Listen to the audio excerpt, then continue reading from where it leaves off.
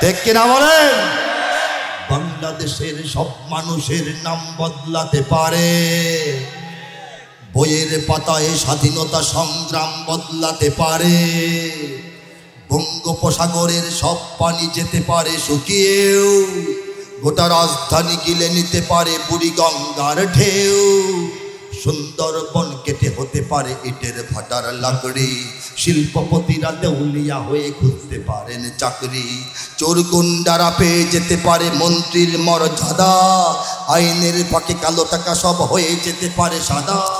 অনেকেই বলে এই দেশ নাকি হুজুগে জাতির দেশ, দফায় দফায় বদলায় এর রংঢং পরিবেশ, তাই বলে ইসলাম তো এদেশে হুজুগে হবে না শেষ, হুজুগে হবে না শেষ। ইসলাম এ মাটির পরতে পরতে জনপদে ঘরে ঘরে, ইসলাম এ জাতির 90% মানুষের অন্তরে, ইসলাম নিয়ে কেউ ছিনিমিনি খেলে এমন শক্তি নেই। আর কিছু থাক না থাক এদেশে ইসলাম থাকবে, সব কিছু বদলে যাক এদেশে ইসলাম থাকবে। আর কিছু থাক না থাক এদেশে সব কিছু বদলে যাক, তবু এদেশে আওয়ামী লীগের নেতা কর্মীরা বিএনপি হতে পারে। ভুল কথা না ঠিক কথা? পারে না, হয় না, কেউ হয় নাই, দেখেন নাই? আওয়ামী লীগের নেতা কর্মীরা বিএনপি হতে পারে। অবাক হব না বিএনপি যদি নৌকায় সিল মারে। এই নির্বাচনে কেউ মারে নাই, বিএনপির বড় নেতার নৌকা মার্কায় আসে নাই। এটা রাজনীতির চরিত্র, সচ্চরিত্র না দুশ্চরিত্র, এটা আপনারা বলবেন, ঠিক কিনা বলেন? আওয়ামী লীগের নেতা কর্মীরা বিএনপি হতে পারে। এই হতে পারে যেতে পারে কথাগুলি যে বলতেছি আমি মুহিব খানরা আজকে লিখি নাই, 2010-এ লিখেছি। আপনারা মিলায় মিলায় দেখবেন কি হইল না হইল, ঠিক কিনা বলেন? আওয়ামী লীগের নেতা কর্মীরা বিএনপি হতে পারে।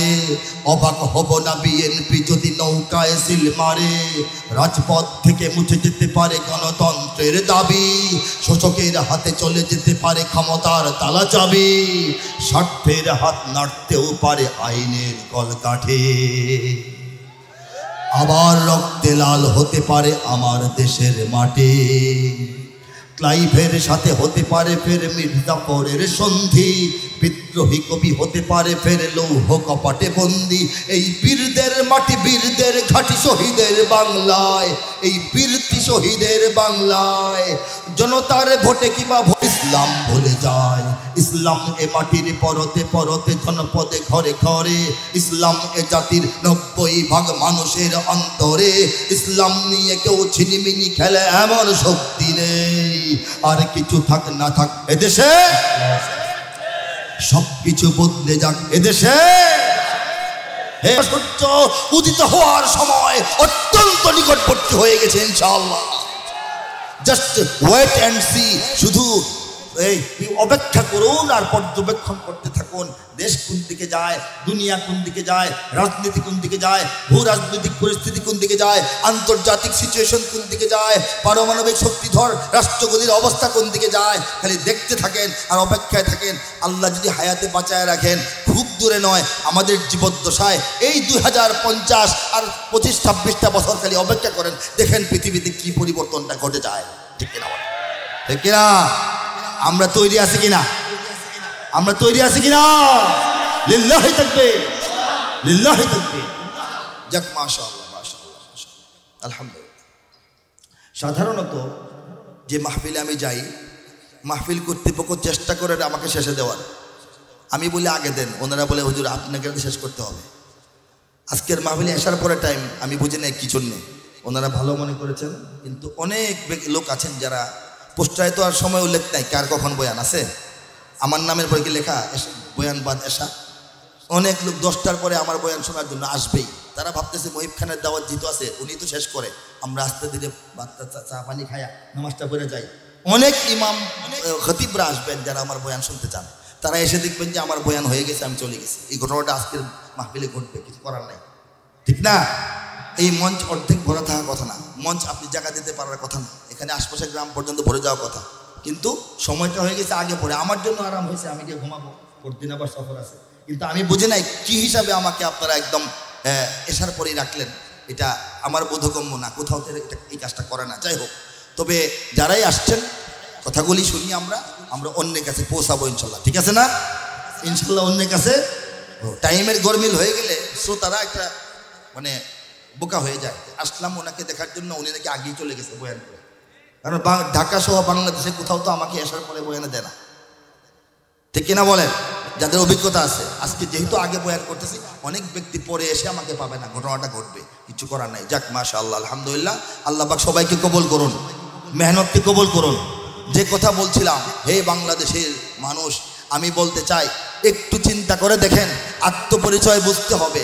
একটা বাঘের বাচ্চা ছোটবেলায় হারায় গিয়া বকরির দুধ খাইয়া বড় হয়, সে নিজেকে বকরির বাচ্চা মনে করে। একটু বড় হওয়ার পর যখন একটু জ্ঞান বুদ্ধি বাড়ে, বয়স বাড়ে, সে টেনশনে পড়ে যায়। পানি খেতে গিয়ে নদীর মধ্যে দেখে তার চেহারাটা তার ভাইদের সাথে মিলে না। কথা বুঝতে পারছেন? তার ভাই কারা? ছাগলের বাচ্চারা। তার চেহারা মিলে না, সে চিন্তায় পড়ে গেল। চিন্তা করলো, ভাবনা করলো, ফিকির করলো, গবেষণা করলো, ইতিহাস করলো, মুরব্বীর সাথে কথাবার্তা করলো, কইয়া তারপর সে বুঝতে পারলো যে সে ছাগলের বাচ্চা না, সে আসলে একটা বাঘের বাচ্চা। আর বাঘ হইলো এই জিনিস, সে বাঘের বাচ্চা, বাঘ হইলো এই জিনিস। বাঘের শান মান চরিত্র এবং এই বৈশিষ্ট্য জানার পর যেদিন জানলো, সেদিন থেকে তার মধ্যে চেতনার আগুন দাউ দাউ করে জ্বলে উঠলো। তার থাবা, তার চলা, তার আওয়াজ, তার বলা, তার ঝাঁপ, তার লাফ, তার এই সমস্ত কিছুর মধ্যে বাঘের একটা চরিত্র সৃষ্টি হয়ে গেল। বলেন সুবহানাল্লাহ। আল্লাহর দেওয়া চরিত্র। হে মুসলমানগণ, সারা বিশ্ব বাংলাদেশের মুসলমানদেরকে নিজেদের আত্মপরিচয় জানার সুযোগ করে দিচ্ছে না। শিক্ষা ব্যবস্থায় আত্মপরিচয় ভুলিয়ে দেওয়া হচ্ছে, রাজনীতিতে আত্মপরিচয় ভুলিয়ে দেওয়া হচ্ছে, সংস্কৃতিতে আত্মপরিচয় ভুলিয়ে দেওয়া হচ্ছে। আমাদের তারুণ্যের হাতে হাতে মোবাইল দিয়া, মোবাইলের মধ্যে নানান রকমের শয়তানি নষ্টামি ঢুকাই দিয়া আত্মপরিচয় ভুলিয়ে রাখা হয়েছে। তারা চায় আমরা যেন কখনোই জানতে না পারি আমরা কাদের সন্তান, আমরা কাদের উত্তরসূরি। তারা চায় আমরা সারা জীবন যেন তাদের হুকুমের গোলাম হইয়া ছাগলের বাচ্চা, ভেড়ার পাল হইয়া থাকে, ঠিক কিনা বলেন? আমাদের ছেলেপেলেরা, তরুণরা ইল্লা মাশাআল্লাহ এখন অনেকে জেগে উঠতেছে। আমভাবে সব ভেড়ার পালের মতো আমরা কিন্তু মুসলমানরা চলতেছি বাংলাদেশের। অথচ বাংলাদেশ কি আল্লাহ পাক কবুল করেছেন? আরব থেকে হাজার হাজার মাইল দূরের এই বাংলাদেশ, রসুল এবং সাহাবায়ে কেরামের যুগ থেকে ১৫০০ বছর পরের এই বাংলাদেশ, চতুর্দিকে কোনো মুসলিম সীমান্ত নাই, কোনো মুসলিম রাষ্ট্র নাই। কানাকানি করবেন, কথা বলবেন, পরামর্শ করবেন, চোখের পানি ফেলবেন, একটু ধুকধুকি আলাপ করবেন, এমন কোনো মুসলিম দেশ কি বাংলাদেশের চারপাশে আছে? এই একটা নিতান্ত একান্ত বিচ্ছিন্ন অবস্থায়, যেখানে বৈজ্ঞানিক বিবেচনায়, গাণিতিক বিচারে, মানুষের যৌক্তিক চিন্তায় ইমানের দাওয়াতটাই বাংলাদেশে ভালো করে আসার কথা না। অথচ আল্লাহ পাক ইমানের ফুল ফসল দিয়া বাংলাদেশে ভৈরা দিয়েছেন। বলেন সুবহানাল্লাহ। এরপর এই বাংলাদেশে ইসলামকে ধ্বংস করার জন্য স্বাধীনতার পর থেকে ৫৩টা বছর ধরে অসংখ্য নামি বেনামি, জানা অজানা, গোপন প্রকাশ্য, বৈধ অবৈধ এনজিওগুলো আমাদের উত্তরবঙ্গের দরিদ্র লোকদের মধ্যে আর পার্বত্য জেলার মধ্যে তারা মানুষের ঈমান হরণের কাজ চালিয়ে যাচ্ছে। জানলে জোরে আওয়াজ দিয়ে বলেন ঠিক কিনা? আমাদের অসংখ্য মিডিয়া তারা তাদের প্রচারণায়, তাদের ছড়ায়, তাদের এই সংবাদে, তাদের বিচারে, তাদের প্রতিবেদনে, তাদের টকশোতে, তাদের বিজ্ঞাপনে, তাদের অনুষ্ঠানে ইসলামকে মাইর দেওয়ার, ইসলামকে অচল সাব্যস্ত করার, ইসলামকে নিচে ফেলার, ইসলামকে পিছে ফেলার চেষ্টা করতেছে কিনা আপনারা বলেন? করতেছে না? ২৪ ঘন্টা চ্যানেলগুলো কাজ করতেছে। আমাদের বাংলাদেশের জাতীয় পর্যায়ের বড় বড় ফাউন্ডেশন এবং ইনস্টিটিউশনে যারা প্রধান আছেন, 80% নাস্তিক মোরতাদ। তাদের লেখায়, তাদের কথায়, তাদের গবেষণায়, তাদের বিবেচনায়, তাদের এই সব কিছুর মধ্যে প্রকাশনায়, তাদের কবিতায়, গল্পে, প্রবন্ধে, নিবন্ধে, বইয়ে মেলায় তারা ইসলামকে খাটো করার, অপমানিত করার চেষ্টা চালিয়ে যাচ্ছে, ঠিক না বলেন? কিন্তু শুরুতে আমি আয়াতে কারিমা তেলাওয়াত করেছিলাম। কি করেছিলাম? আয়াতটা মনে আছে কিনা? ইউরিদুনা লিইউতফিউ নূরাল্লাহি বিআফওয়াহিহিম ওয়াল্লাহু মুতিম্মু নূরিহি ওয়ালাউ কারিহাল কাফিরুন। আল্লাহ বলেন, আমার দুশমনরা, আমার নবীর দুশমনরা, আমার কোরআনের দুশমনরা, আমার তাওহীদের দুশমনরা, ঈমান ও ইসলাম এবং মুসলমান এবং মুসলমানিত্বের যারা শত্রু, তারা আমার বাতি ফু দিয়া নিভায়া দিতে চেষ্টা করে। ওয়াল্লাহু মুতিম্মু নূরিহি। বাকি আয়াতটা শুনেন, আল্লাহ বলেন কিন্তু আমি আল্লাহ আমার বাতিকে পূর্ণাঙ্গ রূপে জ্বালাইতে প্রস্তুত, আমি জ্বালাইতে চাই, জ্বালাবই। ঠিক না বলেন? ওয়ালাউ কারিহাল কাফিরুন। এই বাতি আল্লাহ জ্বালাবেন, নূর আল্লাহ জ্বালাবেন, জ্যোতি আল্লাহ জ্বালাবেন। যদিও কাফেররা মন খারাপ করে, মনে আঘাত পায়, রাগ হয়, গোসা হয়, ত্যক্ত হয়, বিরক্ত হয়, সংসদে কাউ কাউ করে, টকশোর মধ্যে বকবক করে, রাস্তায় মানববন্ধন করে, আল্লাহর বাতি জ্বলবেই। তাদের ফুয়ের কারণে আল্লাহর বাতি নিভবে না। ফু মারতে মারতে মারতে মারতে এক সময় তাদের রক্ত বমি হবে, কিন্তু আল্লাহর বাতি জ্বলবে। ঠিক কিনা বলেন?